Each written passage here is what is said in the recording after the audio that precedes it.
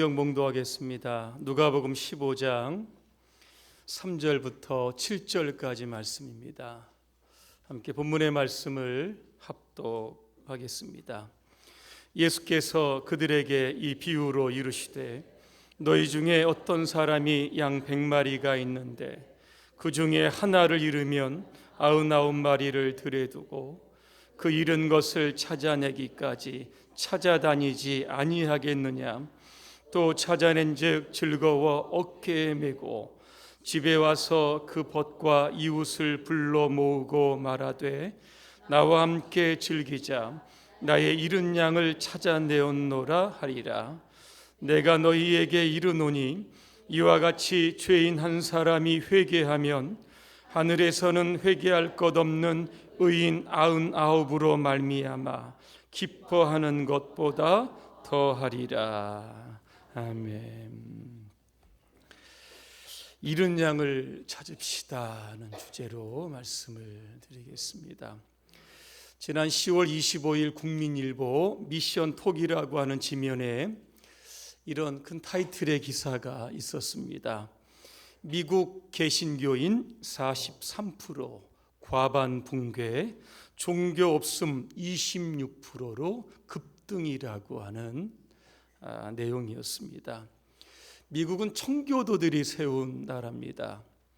미국의 대통령이 취임식을 할 때 성경에 손을 얹고 합니다.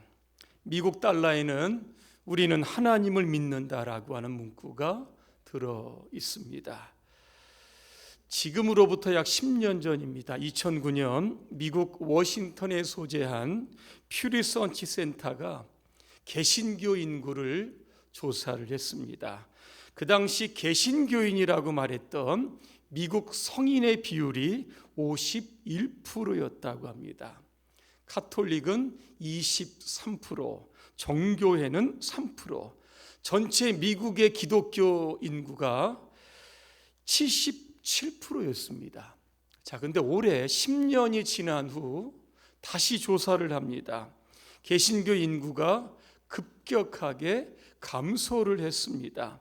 개신교인이라고 하는 응답이 43%에 그쳐서 과반이 안 되는 것으로 나타났습니다. 카톨릭도 역시 10년 만에 20%로 약 3포인트 줄게 되었던 겁니다. 반면에 종교가 없다, 이 비율이 10년 만에 17%에서 26%로 급등을 했던 겁니다. 특별히 1980년부터 96년까지에 출생한 사람들 가운데서 종교 없다라고 하는 응답이 40%가 나왔다는 겁니다. 이야기는 미국도 다음 세대에 비상이 걸렸다는 징조입니다. 자, 그러면 우리나라의 경우는 어떠할까? 인구 총조사에서 종교 없음의 비율이 56.1%가 나왔습니다. 이것은 무종교인 수가 종교인 수를 추월한 것으로 탈종교화 시대로 진입했다라고 하는 것을 설명해 주는 겁니다. 2015년입니다. 인구조사에서 그때 개신교의 인구가 보니까 19.7%입니다. 약 1000만이 안 됩니다. 이때 불교는 약 한 760만 명 정도로 됐다고 합니다. 그러니까 기독교가 불교를 압도적으로 이게 따돌린 겁니다. 이 개신교에다 카톨릭 숫자가 보니까 389만 명입니다. 그러면 전체 그리스도인을 합치면 이 땅에 1357만 명입니다. 어마어마한 숫자입니다. 그런데 문제는 그 다음에 있습니다. 2015년을 기점으로 해서 장로교 통합 합동, 한국 기독교 장로회, 감리교회 등에서 매년 교인 수가 수만 명씩 줄어들고 있다라고 하는 통계가 나왔습니다. 자, 통계상으로 보면 개신교인들이 증가를 했는데 실제적으로 교회에 교적을 두고 교회에 나오지 않는 사람들, 그 신자가 많이 줄었다는 겁니다. 이들을 가리켜서 요즘에 가나안 성도다 그렇게 부릅니다. 가나안 거꾸로 하면 안 나가는 겁니다. 신앙은 있지만 교회를 안 나가는 성도, 2017년에 조사를 해보니까 19.2%입니다. 한국 기독교가 1000만이라고 하면 약 20%, 약 200만의 사람들이 예수를 믿지만 교회에 나가지 않는 것으로 통계가 잡혔습니다. 가나안 성도들은 누구일까? 교회에 이런저런 시험을 받아서 교회를 안 나가는 성도들입니다. 기성교회, 한국교회에 대한 불만을 가지고 있기 때문에 교회에 나가기 싫다는 겁니다. 왜 가나안 교인 성도들은 이 교회를 거부하는 것일까? 실천신학대학교 정재영 박사가 가나안 성도들을 어떻게 이해할 것인가라고 하는 책을 펴냈습니다. 이 책에서 정재영 박사는 가나안 성도들의 유형을 3가지로 분류를 합니다. 첫째는 뚜렷하게 한국 교회나 기존의 교회에 불만을 가지고 떠난 사람들입니다. 두 번째 유형은 특정 교회에 대한 불만보다는 이 교회라고 하는 틀에 얽매이지 않고 자유롭게 신앙생활을 하고 싶어서 교회를 떠난 사람들입니다.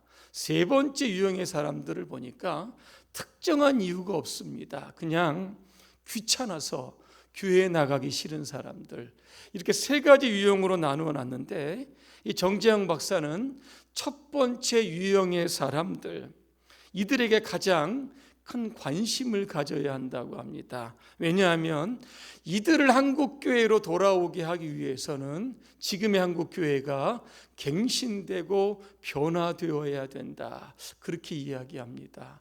왜냐하면 그들이 지금 교회로 돌아오지 못하면 우리 한국교회는 유럽교회의 전철을 밟을 수 있기 때문입니다. 그리고 세 번째 유형, 귀찮아서 게을러서 교회에 오지 못하는 사람들은 우리가 열심히 전도하면 되는 겁니다. 그들이 바로 잃은 양들입니다. 오늘 말씀의 배경은 1절과 2절에 나옵니다. 세리들과 죄인들이 예수님의 말씀을 듣기 위해서 모였습니다. 당시의 세리와 죄인들이라고 하는 것은 평소에 비난과 천대와 정죄를 받으며 사는 사람들이었습니다. 자, 왜 이런 사람들이 예수님께로 모여들었을까? 평소에 예수님께서 그들을 사랑하시고 환대하셨기 때문입니다. 그런데 이 모습을 굉장히 못마땅해하는 사람들이 있습니다. 바리새인들과 서기관과 사두개인들입니다. 이들이 뭐라고 이야기하냐면 이 사람이 죄인들을 맞아들여 그들과 함께 식사를 한다 그랬습니다. 당시의 식사는 아무나 하지 않았습니다. 식사를 한다라고 하는 것은 저 사람하고 나하고 동급이며 친구라고 하는 의미가 담겨 있기 때문에 당시의 종교 지도자들은 세리와 죄인들과는 함께 식탁을 나누지 않았던 겁니다. 그런데 오늘 예수님은 아무 꺼리낌이 없이 누구든지 함께 식사와 함께 말씀을 나누고 있었던 겁니다. 왜 예수님께서 그렇게 하셨을까? 이유가 있습니다. 마가복음 2장 17절입니다. 예수님은 의인을 부르러 온 것이 아니라 죄인을 부르러 오셨다, 분명하게 말씀합니다. 죄인은 누구일까? 하나님을 떠나서 길을 잃어버린 양을 의미하고 있는 겁니다. 한 목자가 있습니다. 그에게 양 100마리가 있습니다. 이제 들에서 돌아와 목자를 양의 우리에 들이면서 한 마리씩 카운트를 하는데 한 마리가 빕니다. 아무리 세워도 한 마리가 비는 겁니다. 그래서 목자는 99마리를 들에 두고 그 한 마리 양을 찾아서 길을 나섰습니다. 이 산과 저 산과 이 골짜기와 저 골짜기를 찾아 헤매다가 마침내 그 양을 찾았습니다. 얼마나 반가운지 어깨에 메고 집으로 돌아옵니다. 벗과 이웃들을 불러서 함께 식탁의 교제를 나누었습니다. 저는 오늘 본문을 보면서 조금 이해가지 않은 부분이 있었습니다. 왜 목자는 길 잃은 한 마리의 양을 찾기 위해서 99마리를 들에 두었던 것일까? 숫자적으로 보아도 한 마리보다 99마리가 더 중요한 게 아닌가? 만약에 잃은 양 한 마리를 찾다가 다른 짐승들에 의하여 99마리가 습격을 받아 다 죽었으면 어떻게 됐을까? 그래서 목자가 길 잃은 한 마리의 양보다 들에 있는 지금 남아있는 99마리의 양을 잘 보살피고 지키는 것이 최선의 방법은 아닐까? 이런저런 생각을 해보았습니다. 여러분의 생각은 어떠십니까? 오늘 본문의 말씀을 잘 이해하기 위해서는 잃어버린 양이 제3자가 아니라 바로 저와 여러분이다, 그렇게 생각을 하고 오늘 본문을 보셔야 하는 겁니다. 성경에 보니까 우리를 가리켜서 양이라고 이렇게 이야기합니다. 이사야 53장 6절입니다. 우리는 다 양 같아서 그릇 행하여 각기 제 길로 갔거늘, 그랬습니다. 내가 잃어버린 양이라고 생각하시면서 오늘 말씀을 한번 이렇게 각색해 보겠습니다. 어느 날 내가 다른 양들과 함께 목자를 따라 들에 나갔습니다. 한참 풀을 뜯고 있는데 목자가 안 보입니다. 나를 비롯한 다른 양들은 꼼짝없이 그곳에서 목자를 기다리고 있습니다. 풀도 다 뜯어 먹었습니다. 마실 물도 없습니다. 그때 내가 불평을 합니다. 아니, 도대체 목자는 우리를 여기에 방치하고 도대체 어디를 간 거야? 그때 다른 양이 이렇게 이야기합니다. 지금 목자는 길 잃은 아무개 양을 찾기 위해서 갔다고 이야기를 합니다. 자, 그런 말을 듣자 또다시 나는 또 원망을 합니다. 이번에는 목자가 아니라 그 길 잃어버린 아무개 양을 향해서 원망의 화살을 돌립니다. 아니, 걔는 왜 길을 잃어버려서 우리를 이렇게 힘들게 하고 우리에게 이렇게 피해를 입히는 거야. 반나절이 지났습니다. 목자가 돌아옵니다. 우리를 이끌어 푸른 풀밭과 쉴만한 물가로 인도합니다. 그리고 저녁에 목자는 벗과 이웃들을 불러서 잔치를 벌입니다. 그런데 나를 비롯한 다른 양들은 그 잔치가 마음에 들지 않습니다. 왜? 원래 있었던 양이 나갔다 들어왔으니까 별것도 아닌데, 큰 이득이 있는 것도 아닌데 왜 돈을 들여가면서 그 양을 위해서 잔치를 벌였을까? 이게 이해가 되지 않은 겁니다. 자, 며칠이 지납니다. 내가 또다시 목자를 따라서 들에 나갑니다. 한참 풀을 뜯고 있는데 눈을 들어보니까 목자도 안 보이고 양도 안 보이는 겁니다. 이제 어떻게 해야 합니까? 양은 길눈이 어두워서 제대로 길을 찾지 못한다고 합니다. 그리고 그 넓은 들판에 어디에 목자가, 어디에 친구들이 있을까? 이거 찾아내기도 힘듭니다. 막상 찾아내기 위해서 그 지역을 벗어났을 때는 결과적으로 곰이나 늑대의 습격을 받을 수도 있습니다. 그때 나는 생각하는 겁니다.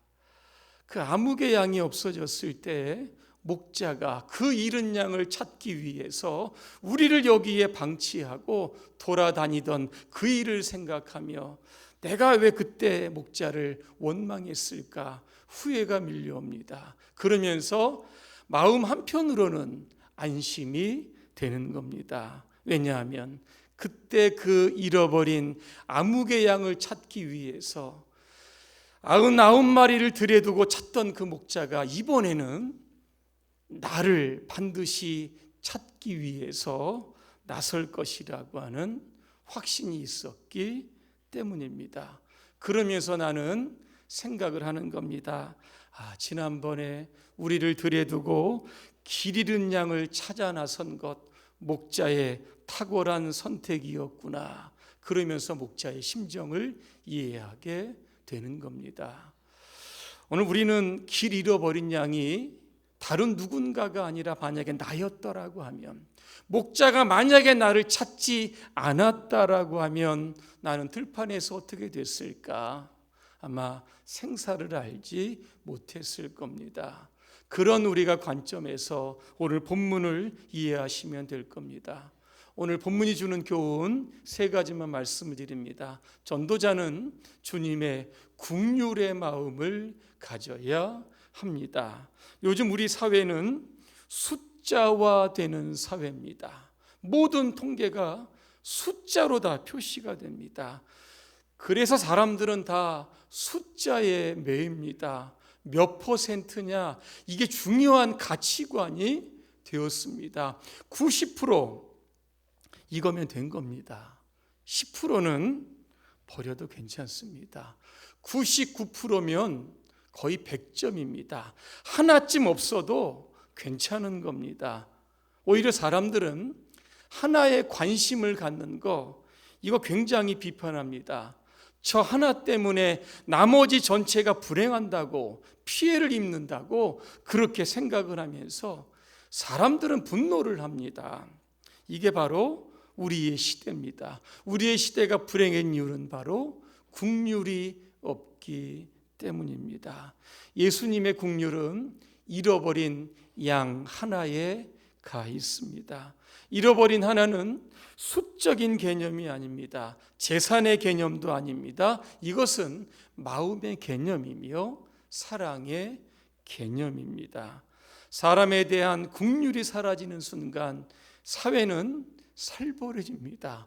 비인간화 시대가 됩니다. 사람을 숫자로 보기 때문에 끔찍한, 상상할 수도 없는 범죄가 일어나고 있는 겁니다. 오늘 목자는 잃어버린 양을 찾아서 어깨에 메고 집으로 돌아옵니다. 목자는 양에게 너 왜 그랬냐고, 왜 길을 잃어버렸냐고 추궁하지 않았습니다. 잃어버린 것 찾았다는 그 기쁨 때문에 오히려 기쁨이 더 배가 되었던 겁니다. 누가복음 15장 이 후반부에 보니까 탕자의 비유가 나옵니다. 탕자의 비유의 주인공은 탕자가 아니라 아버지입니다. 아버지는 탕자가 돌아왔을 때 아무 말도 하지 않았습니다. 너 어디에서 무슨 짓을 했는지, 그 많은 돈을 어디에 허비를 했는지 전혀 이야기를 하지 않습니다. 왜? 아들이 정말 죽을 정도로 고생하다가 힘겹게 아버지께로 돌아온 것을 아버지는 마음적으로 이해했기 때문입니다. 그리고 잔치를 벌입니다. 사람들을 불러놓고 이렇게 이야기합니다. 누가복음 15장 24절입니다. 공동번역으로 읽어드립니다. 죽었던 내 아들이 다시 살아왔습니다. 잃었던 아들을 다시 찾았습니다. 성대한 잔치를 즐깁시다. 오늘 저와 여러분의 마음에 예수님의 긍휼의 마음을 가지시기를 바랍니다. 누군가 교회에 돌아올 때 여러분 따뜻한 가슴으로 그들을 맞이해 주시기를 바랍니다. 잔치는 벌이지 못해도 함께 그와 따뜻한 식사 한 끼라도 나누는 그러한 주님의 마음을 가지시기를 주님의 이름으로 축복합니다. 2번째, 전도자는 잃은 양을 찾는 것이 마땅한 일입니다. 알베르 까미의 소설 전락이라고 하는 소설의 이야기를 좀 말씀드릴까 합니다. 프랑스의 가장 잘 나갔던 판사 클라망스는 자신의 인생의 최정점에서 웃음소리를 듣게 됩니다. 주변을 돌아보아도 아무도 없는데 웃음소리는 계속 들려오는 겁니다. 그러면서 그는 그동안 자신이 이루었던 모든 것에 대한 의문점을 던지면서 조금씩 전락하기를 시작합니다. 이야기는 이렇게 시작이 됩니다. 클라망스가 어느 날 세느강을 건너 집으로 돌아가고 있었습니다. 다리 중간에 한 여인이 울고 있었습니다. 클라망스는 직감적으로 그 여인이 강물에 뛰어들겠구나라고 하는 생각을 합니다. 그런데 그 여인을 구하여야겠다라고 하는 생각도 있었지만 뒤에 일어날 여러 가지 일들이 귀찮아서 그냥 무심코 다리를 지납니다. 이제 그는 다리를 다 건넜을 때 풍덩하는 소리를 듣습니다. 주변의 사람들이 모여 들었습니다. 그는 더 발걸음을 재촉해서 집으로 돌아갑니다. 모든 일이 잊혀진 듯 했습니다. 그런데 한참이 지난 후에 어느 날부터 이 클라망스는 전락하기를 시작합니다. 왜냐하면 강물 속에서 들려오는 여인의 웃음소리 때문입니다.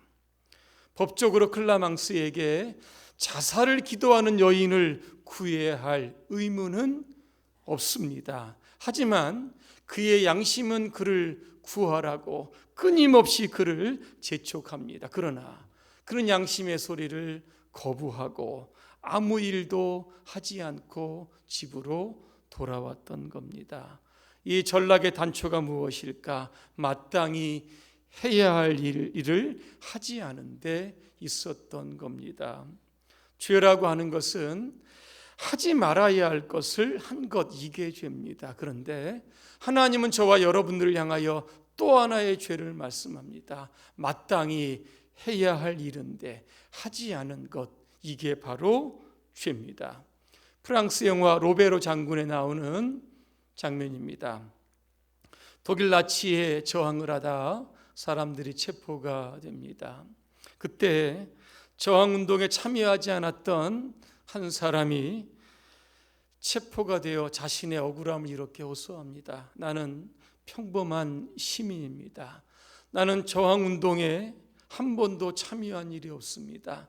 나는 아무것도 하지 않았습니다. 이때 같이 처형을 받기 위하여 옆에 섰던 또 다른 한 사람이 이렇게 이야기를 합니다. 전쟁이 5년이나 흘렀습니다. 사람들이 죽어나갔습니다. 도시는 파괴되었고 나라가 멸망 직전에 있는데 그런데도 당신은 아무 일도 하지 않았습니까? 당신이 아무 일도 하지 않은 것, 그것이 바로 당신이 죽어야 할 이유입니다. 존 스토트는 전도하지 않는 죄라고 하는 책에서 이런 설명을 합니다. 만약에 수많은 사람들이 기아에 허덕이고 죽어가고 있는데 당신은 풍성한 양식이 널려있는 초원을 알고 있습니다. 그것도 공짜로 널려있는 곳입니다. 그런데도 당신이 그 양식이 있는 곳을 사람들에게 알려주지 않는다면 그것은 죽어가는 사람을 그대로 방조한 죄입니다. 이렇게 말합니다. 바울은 고린도전서 9장 16절입니다. 내가 복음을 전한다고 해도 자랑거리가 하나도 되지 않습니다. 왜냐하면 그것은 내가 마땅히 해야 할 일이기 때문입니다. 만일 내가 복음을 전하지 않는다면 나에게 화가 미칠 것입니다. 이렇게 고백을 합니다. 전도는 예수 믿고 구원받은 사람들이 마땅히 해야 할 책무입니다. 그동안 이 일에 우리가 소홀히 했다라고 하면 다시 한번 잃은 양을 찾는 일에 여러분의 마음을 쓰시고 좀 신경을 여러분 쓰셔서 많은 이들을 주님께로 전도하시기를 주님의 이름으로 축복합니다. 마지막 세 번째입니다. 전도는 온전한 공동체를 이루어가는 통로가 됩니다. 자, 목자가 잃어버린 양을 찾아 나선 것은 한 명의 생명의 소중함도 있지만 다른 이유도 있습니다. 그게 무엇인가 하면 이 한 마리의 양은 나머지 99마리와 함께 100마리라고 하는 전체를 이루기 때문에 그런 겁니다. 한 마리는 독자적으로 존재하는 것이 아니라 다른 양들과 함께 이게 유기적으로 존재하는 겁니다. 그래서 하나는 전체이며 전체는 또한 하나의 개체가 되는 겁니다. 자, 우리의 몸도 마찬가지입니다. 우리 몸에는 많은 지체들이 있습니다. 작은 개체들이 있습니다. 그러나 그 어느 것 하나 만약에 없게 된다라고 하면 우리 몸이 성하지 않습니다. 그것 때문에 상처가 되고 아픔이 되는 겁니다. 그런 관점에서 보면 잃어버린 한 마리의 양, 이게 전체를 깨트리는 아픈 상처가 되는 겁니다. 그 잃어버린 양의 되찾음은 결국 백이라고 하는 전체를 온전하게 이루게 되게 만드는 겁니다. 그래서 하나의 아픔은 전체의 아픔이 되고 한 마리의 기쁨은 전체의 기쁨이 되는 겁니다. 하나님의 관심은 공동체에 있습니다. 오늘 우리 안에 잃어버린 양이 누구일까? 그런 양 만약에 있다라고 하면 우리 전체가 지금 불행한 겁니다. 슬픈 겁니다. 그래서 우리는 찾아야 하는 겁니다. 그래서 하나님이 기뻐하시는 온전한 공동체를 만들어 가야 합니다. 결론입니다. 오늘 7절입니다. 내가 너희에게 이르노니 이와 같이 죄인 한 사람이 회개하면 하늘에서는 회개할 것 없는 의인 99으로 말미암아 기뻐하는 것보다 더하리라 그랬습니다. 왜 천국에서는 죄인 한 사람이 회개하면 99으로 말미암아 기뻐하는 것보다 더 기쁘다고 했을까? 그 이유가 있습니다. 죄로 말미암아 영원히 멸망받을 사람이 예수 믿고 하나님의 백성이 되고 천국 백성이 된 것, 이게 하나님께서는 굉장히 기뻐하시는 이유이기 때문입니다. 11월 24일은 추수감사주일이면서 새가족 초청주일입니다. 올 한 해 동안 우리가 한 영혼을 여러분 구원하기 위해서 많은 기도와 노력들을 여러분 하셨을 겁니다. 열매 맺는 날이 바로 11월 24일입니다. 오늘 우리 주변으로부터 시작해서 잃어버린 양 누구인지 여러분 찾으시고 반드시 주님께로 인도하시기를 주님의 이름으로 축원합니다. 기도하겠습니다. 은혜로우신 하나님, 우리 모두가 주님의 긍휼의 마음을 담게 하여 주시옵소서. 잃어버린 양이 숫자가 아니라 한 생명임을 기억하게 하여 주시옵소서. 오늘 구원받은 우리가 잃은 양을 찾는 이 전도의 일에 최선을 다할 수 있도록 도와주시옵소서. 우리 교회를 통하여 대구가 복음화되고 대한민국이 복음화되고 온 열방에 하나님을 찬양하는 온 성도들이 날마다 늘어갈 수 있도록 도와주시옵소서. 예수님의 이름으로 기도합니다. 아멘.